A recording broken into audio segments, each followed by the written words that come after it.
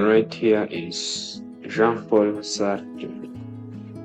He's from France and he was born in 1905. He's a French philosopher, founder of atheistic existentialism. So the core idea of his philosophy is that dissatisfaction arises because existence precedes essence. So humans are condemned to be free, according to him, and there is no predefined meaning. So the concept of the missing piece is just futile desire. It's futile because it is a desire to be fully defined, which is impossible. So people attempt to escape dissatisfaction through bad faith. According to him, this bad faith is self-deception, it is roles, it is possessions that you have. You can go on and on. But his solution to dissatisfaction, it is radical responsibility. You have to be responsible and have a self-created meaning. So this self-created meaning has to come from yourself, your inner self. So his contribution was that dissatisfaction is structural to human freedom. You cannot remove dissatisfaction. So the next person we are talking about is called Albert Camus. He's from France, was born in Algeria, and his philosophical concept is absurdism. So according to him, dissatisfaction arises from the absurd. The absurd simply means the clash between our need for meaning and a silent universe. So according to him, we need meaning in our life, but the universe is silent to give us that meaning. So this produces a persistent inner unrest, and according to him, he rejected the religious transcendence. So according to him, there is nothing like transcendent beings, and his solution was to revolt. So for him, he resorted to violence. So you have to live fully according to what you think, and authentically. You should not have a false hope. So you have to embrace that tension. So the next philosopher we are talking about is Søren Kierkegaard. He's right here. So he's from Denmark. He's the founder of existential Christianity. So according to this man, existential dissatisfaction is despair. So it's the sickness of the inner self. So despair arises when the self is unaware of itself. So according to him, it's like if you are unaware of yourself, that's when you'll be dissatisfied. And another possibility is that dissatisfaction, according to him, arises when you refuse to be yourself, when the self refuses to be itself. And the third one, which is just surprising, is that dissatisfaction, which leads to despair, arises when you try to define yourself apart from God. And even successful, comfortable individuals can be in despair without knowing it. So this man, according to him, he said that dissatisfaction is inward and is silent. And this satisfaction this is a very good point. It is often masked by achievement. So a person's satisfaction cannot be measured in terms of what he or she has achieved. There is nothing like the higher the achievements, the lower the dissatisfaction. There is no correlation according to him.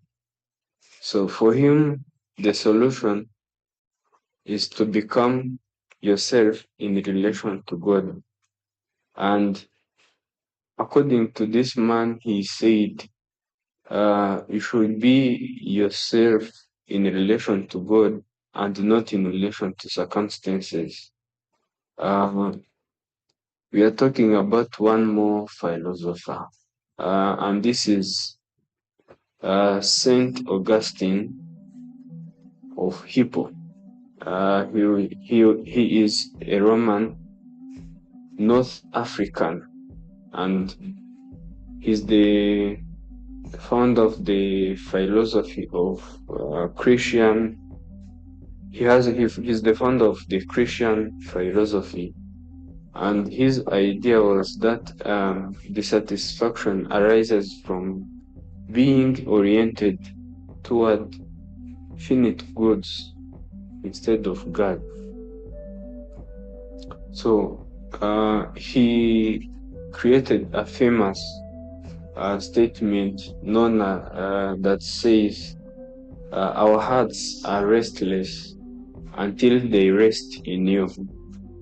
So according to Augustine, material success, pleasure, and status, they cannot satisfy the soul, because the soul is created for the infinite. So the soul is created for infinite things, but we use finite things to satisfy it.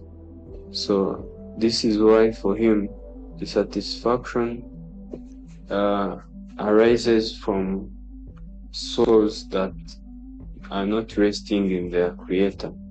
So for him, the satisfaction is not a pathology, because this concept, some scientists tried to make it a sickness.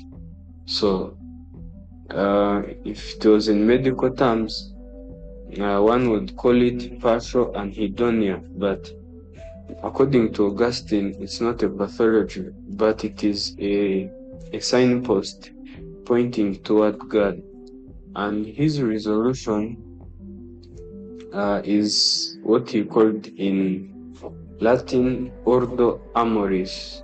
It is to love God above all else.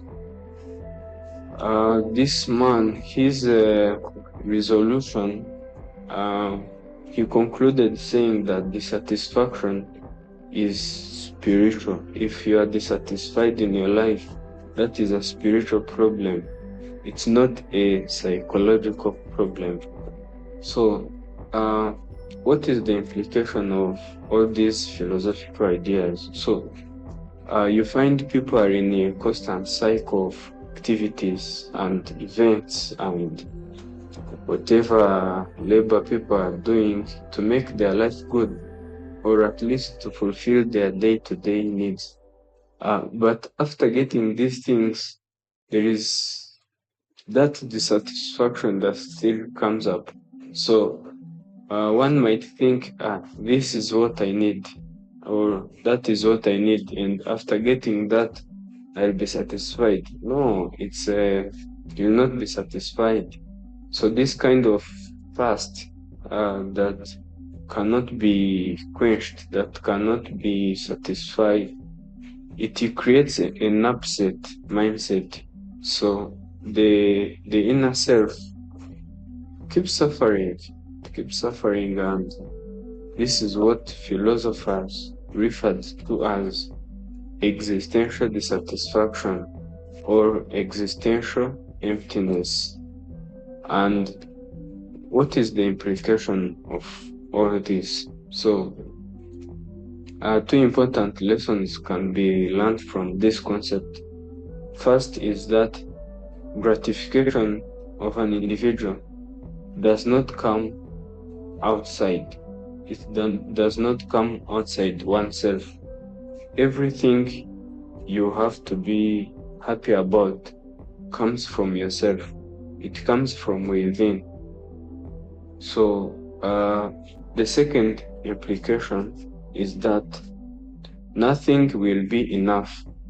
That is another conclusion. There is nothing that is enough in life as long as your soul is restless. There is nothing, there is no job that is going to make you happy. There is no kind of life that is going to make you feel satisfied unless your soul or your inner self, how people call it, depending on different denominations or different religions they come from, people will call it different names, but as long as your inner self or your soul is restless, there is nothing that is going to be enough. Thank you for your attention, and I'd like to request if any comments, any requests, you're welcome.